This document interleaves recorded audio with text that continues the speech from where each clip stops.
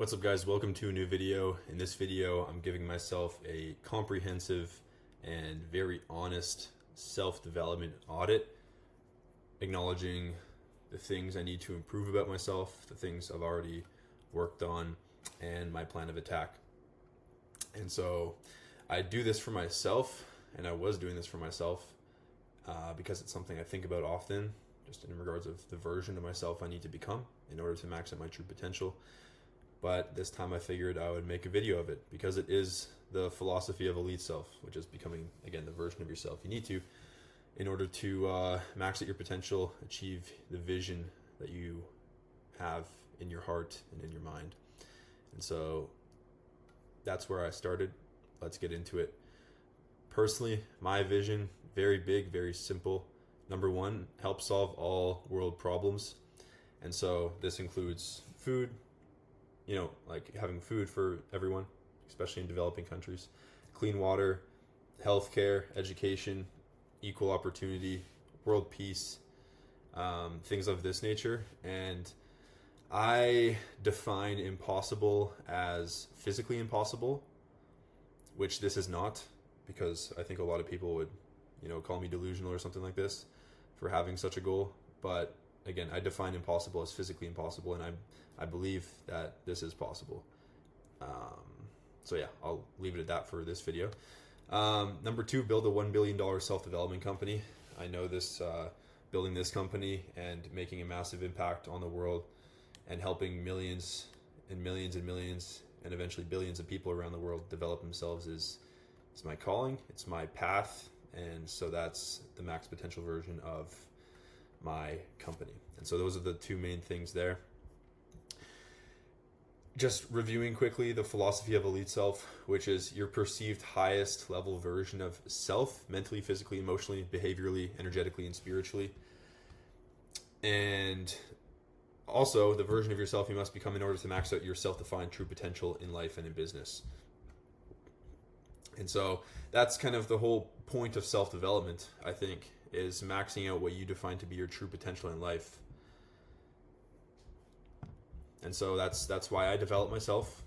I think that's why everyone develops themselves. If you really kind of break it down to the root level, that's what self-development is about.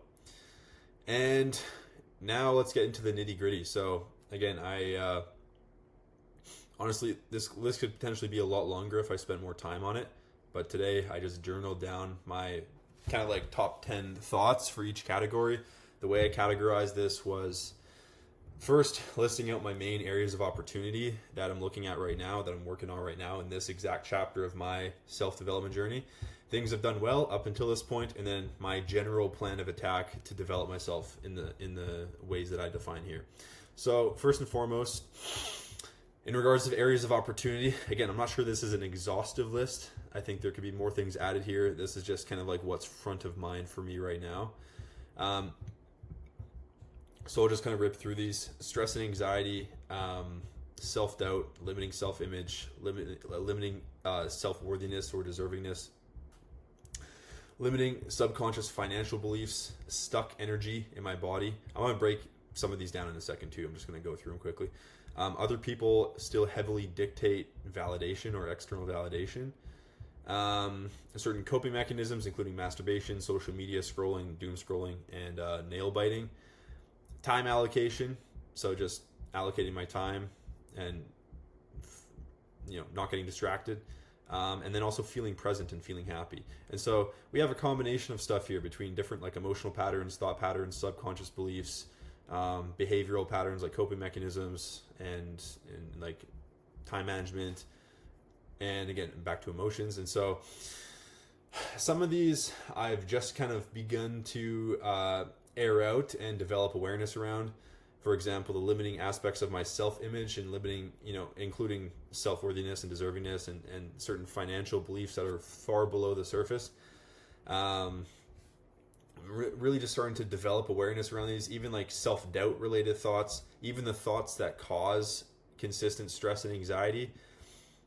Everything stems with thoughts, either consciously or subconsciously. And so a large part of my work has been starting to actually develop awareness around these areas. But one thing I've just articulated is that these things are present. They have been present. And so my job now is to rewire myself, is to dismantle those limiting psychological and emotional patterns, replace them with more empowering patterns. I've done a lot of work with other people, like being, having relying on others for validation, not in a necessarily direct way, but I still notice how affected I am by other people's view of me, or for positive, for good or bad. And so I'm aware of this, and every time it happens, I'm like, wow, like I care a lot about what that person does or says or thinks about me. And, some of this is inherent with being a human being. We're social creatures. We're wired for survival and acceptance. But at the same time, I think there's a place that you can get to where you just love yourself so much and you're so solid in your own, belief system and self-image and all these things that you don't really need any extra validation.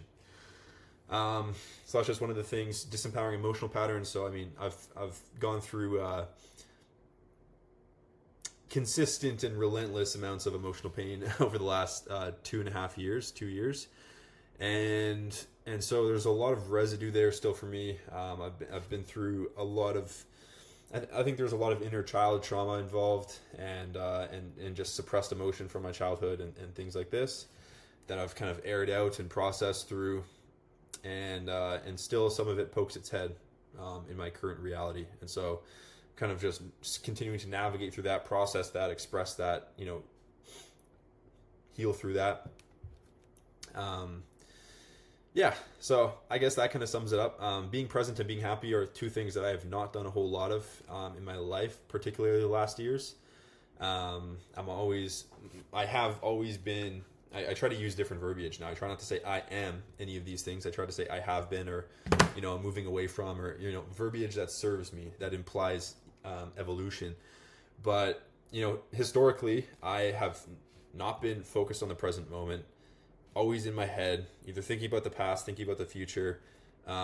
Worst case scenario is kind of like the dominating thought, or wondering, like, or thinking about, like, is this going to work? Am I good enough to do this? Just never really being content and happy. And I think there's a certain level of dissatisfaction that has to be present if you have big goals, but at the same time, I think you can enjoy the process and smell the roses, and that's something I've become aware of that I could do a better job of. And as far as these coping mechanisms go,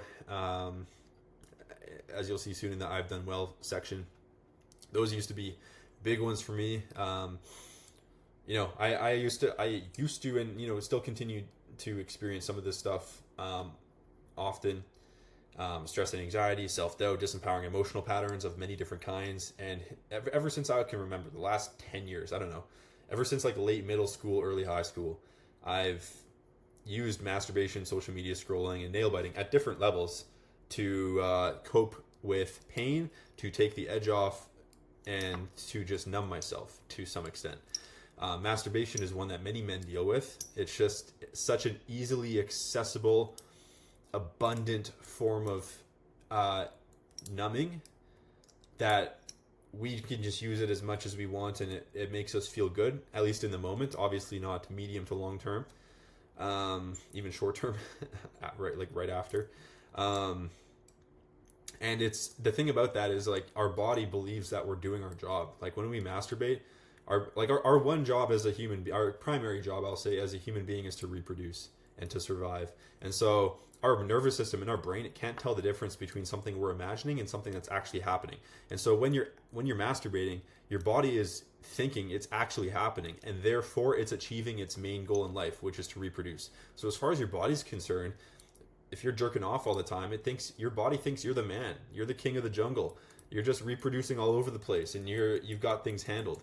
And it gives us this false notion that we're doing well and that we're being productive, when in fact we're obviously not. And for many men, it turns into a source of pleasure that just numbs their discomfort that they're feeling in their life. Might be, it could be many flavors of discomfort. I'm not going to go through 100 examples there, but it's a nasty one. It's a nasty one to overcome. It's difficult. And so that's been one of the main struggles that I've gone through. Social media scrolling, obviously they have, billion-dollar research and development departments where their one job is to focus on keeping you on the app as long as possible, because we are the product of social media apps, not anything else. We are the product. It's simply an advertising platform, amongst other things, where they want to keep our eyeballs on it as much as possible so they can generate as much ad revenue as possible. And so, of course, the algorithms are going to be, created such that we stay on as much as possible. So that's an uphill battle to overcome as well, because it's just playing on our dopamine systems that have not caught up to modern society. And I'll digress from that tangent, because I could probably make a whole video on just those things. Nail biting, to a very small extent, has been something I've used to numb the pain as well. So again, these coping mechanisms have been present to different extents. So, mentally, mentally, emotionally, energetically, these are kind of my main areas of opportunity. I know I have one other one I want to touch on real quick. Stuck energy in my body. So I know I have like stuck energy or suppressed energy somewhere. I constantly have my legs shaking, and I can just feel buildups of energy, and it's not comfortable. It's very palpable. It feels like I'm like getting burnt alive from the inside sometimes. And I know it's not acid reflux, because I've had that before. I know the difference between a biological thing and an energetic / emotional thing at this stage in the game. But I know there's a lot of work to do there around energy release and things of that nature. So those, amongst other things, are kind of like the areas of opportunity I'm currently focusing on with myself.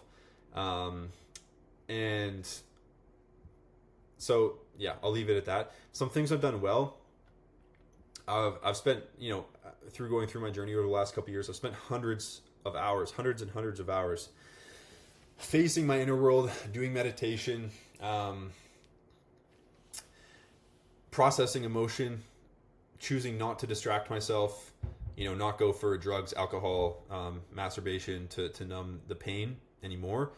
Not that I ever use drugs or alcohol really, but certainly masturbation. And I faced it, without any distraction, and a lot of crying came from that, a lot of pain, a lot of like your inner world, like if you actually give it space to breathe, it comes up.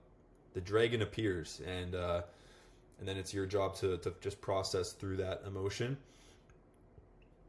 Amongst other things, through all this, I gained awareness around my inner world. So all the things I even just mentioned is a W for me, because just becoming aware of like all these limiting aspects of yourself is half the battle. It's the first step.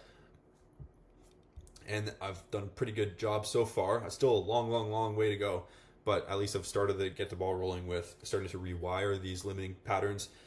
When limiting thoughts, limiting beliefs, limiting emotional patterns come up, limiting behavior patterns, I can kind of see it coming now from a mile away, and I'm able to kind of override it in real time and choose a new empowering alternative, whether it's a thought or an emotion or a behavior, and starting to kind of rewire that process from the inside out. I've eliminated kind of a lot of things I used to do to waste time in my week. And yeah, just giving myself more space to evolve, to develop myself, to develop my business. One thing I've done well is just not giving up. There's lots of days where I can barely lift my head off the bed, where I can barely put one foot in front of the other, where I just feel like completely and utterly exhausted and feel like I don't have the strength, don't have any juice left to push, but yet I push. And that's something I can be proud of, and that's something that I consider I've done well and that will continue to do no matter what. Using each piece as an opportunity to grow, each piece of pain. So, I mean, it's such an important thing to keep in mind, which is every ounce of pain that you endure in life can show you how to grow or show you how to level up in some way. Even the nasty ones, even the ones that you think is just pain for the sake of pain. Nah, every ounce of it, every challenge, every adversity can show you something to develop about yourself. And so sometimes it's hard to remember that, though, when you're going through it, when you're in the trenches. But I've done a relatively good job of keeping that belief front of mind and at least trying my best to use each opportunity, each season of pain or instance of pain to develop myself in some way. And one thing I've done well also is just keeping my routines, my health, my energy, my fitness pretty dialed in. That's something that I dialed in a long time ago and just kind of ingrained within myself and never really let go of. And so I'm glad that's the case, because honestly, everything is harder if you're not healthy and fit, including this whole inner work, including business, including life, including relationships. Everything's harder if you're not healthy and fit. And so yeah, that's like the bottom line. Um, I think that what I've been through would have been 10 times harder if I wasn't healthy, if I wasn't having good nutrition, if I wasn't working out. It could be way harder if I didn't have those pieces in place. And so that's one thing I've done well for a while now. And now, given all this, the plan. So continue to indulge in deep education around the inner world and how to rewire myself. So reading books around emotional development, healing, psychological development, spiritual development. I find that educating yourself in the areas that you want to develop in is important. It's huge to actually making it happen. And one question I use in the trenches is defining what my elite self would do. So the version of myself that could actually achieve my vision, that version of myself that's developed mentally, physically, emotionally, spiritually, and otherwise. Asking myself, what would he do right now? What would he think? What would he feel? How would he approach this?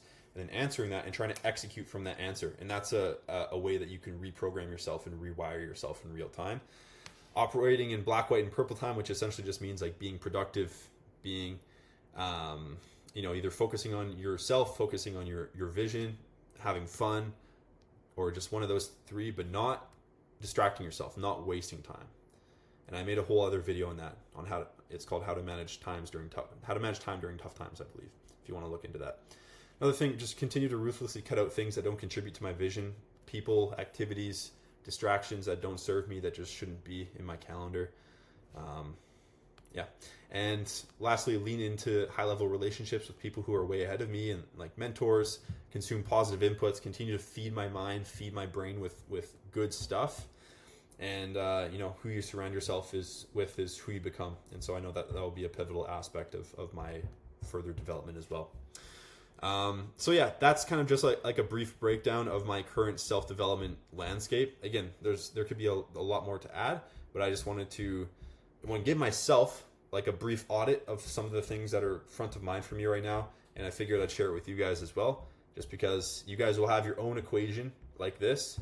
You guys have your own vision, your own idea of who you can become, your own urgent initial like areas of opportunity right now with your self-development, and your own plan that you need to make in order to do it. And so I hope this was insightful for you in some way. If it was, let me know down below, or let me know what your takeaways were. And appreciate your time. Thank you for watching, and I'll see you in the next video. Peace.